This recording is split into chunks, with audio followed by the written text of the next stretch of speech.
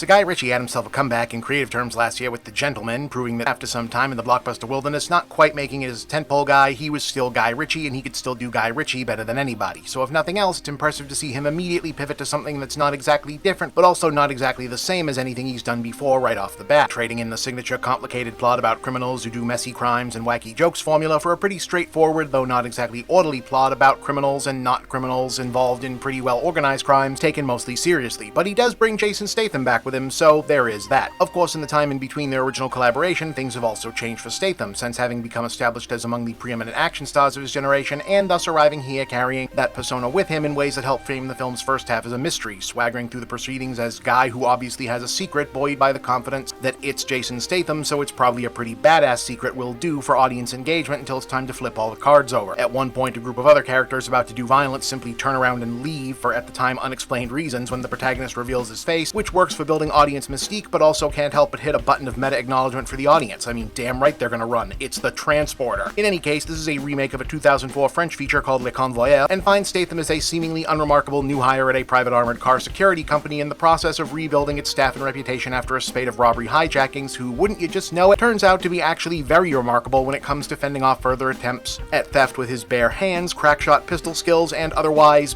being Jason Statham, and uses the newfound celebrity this grants him at the office to prod around at his fellow employees for information about something that went down on a particularly nasty robbery a year or so back. So yes, it's a revenge movie, obviously, though a more methodical and deliberate version of Ritchie's familiar affection for fractured timelines and a personal withholding of key information does the work of keeping us from knowing exactly what Statham is out to revenge, why, whether, or to what degree we should be rooting for him to succeed, and upon whom, teasing out the details of his character and his tough guy skill set in small bites alongside the background of what actually connects him to the world he's using them to infiltrate for a good stretch of the story. It's not really building to a twist or shocking denouement in that regard. Once the whole picture is in play, the effect is more, oh, okay, that makes sense. The point is that in this case, as most of Guy Ritchie's better films, creating the pretext for a slew of well-cast actors to inhabit entertaining characters and bounce their personalities off one another in increasingly tense and entertaining scenarios. The difference this time is having compressed that energy from frenetic to pressurized, which is about the ideal mood for a potboiler that wants to twist up a neo-western and a heist movie into a single entity but save the fireworks mainly for the third act when everyone just starts shooting everyone else. These are, to be sure, just about good enough aspirations, and Wrath of Man is a just above good enough movie of its type. I'm not 100% sure that its structural gimmick works as storytelling all the way through, but Ritchie turns it into something that it needs to be, and the cast brings the colorful but not cartoonish characters to life gamely and get the job done. It's Statham's show, granted, but part of what's made him a tremendous action lead all along is his rigid confidence in his own presence. He owns the frame in one moment and yet immediately cedes solid stretches to the rest of the cast or story in the next, comfortably aware he'll be immediately the center of attention again the moment it's his turn to do so. So call this a 7 out of 10, don't know if you'll remember it next year, but it's a very solid watch right now.